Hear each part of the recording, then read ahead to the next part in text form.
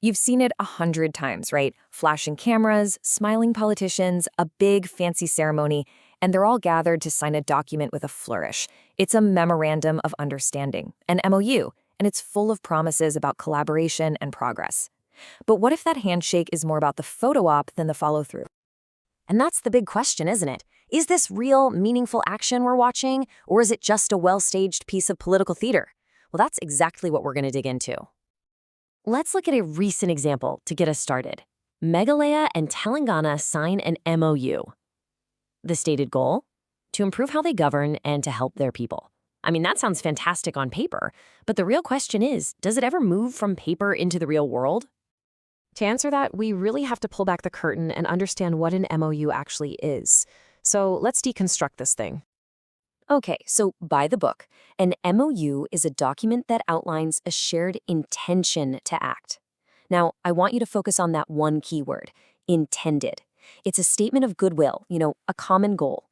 It is not a legally binding contract. And this is where it gets really, really interesting. Look at this comparison. A contract creates a binding obligation. It's legally enforceable. An MoU? It's just an intention. So here's the bottom line.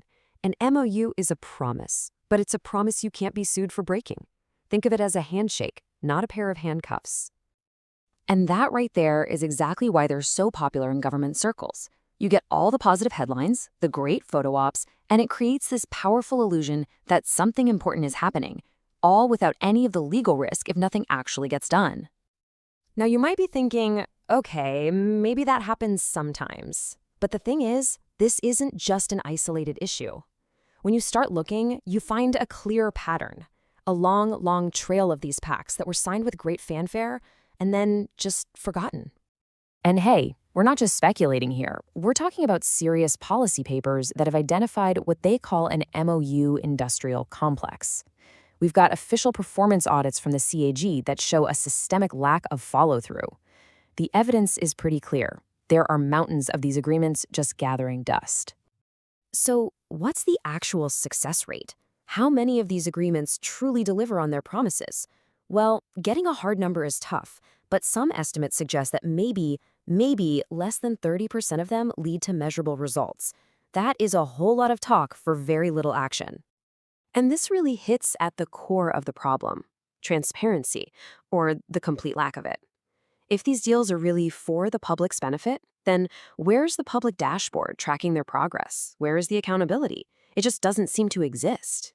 And let's not forget, there's a very real cost to all this. Your tax money pays for these grand ceremonies, for the travel, for all the logistics. That's money that could have been spent on, actually doing the things promised in the MoU. All right, so it's easy to get cynical about this, but what can we actually do about it? The good news is we don't have to just be passive spectators in all this. We can demand accountability, and here's how you can start. It all begins with one simple, powerful step.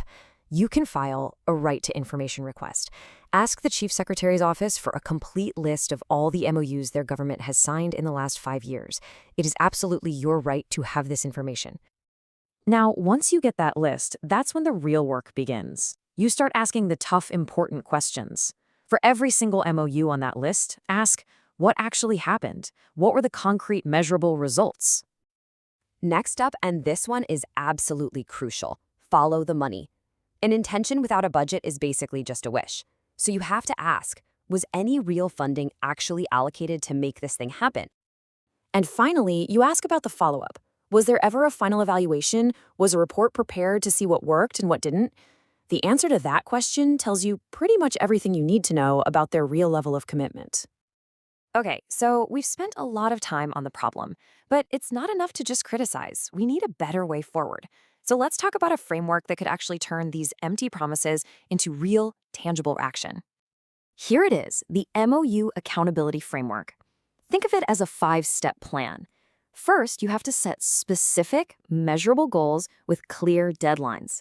Second, you put your money where your mouth is, allocate a dedicated budget. Third, be transparent. Publish progress reports online for everyone to see. Fourth, get an independent third-party review.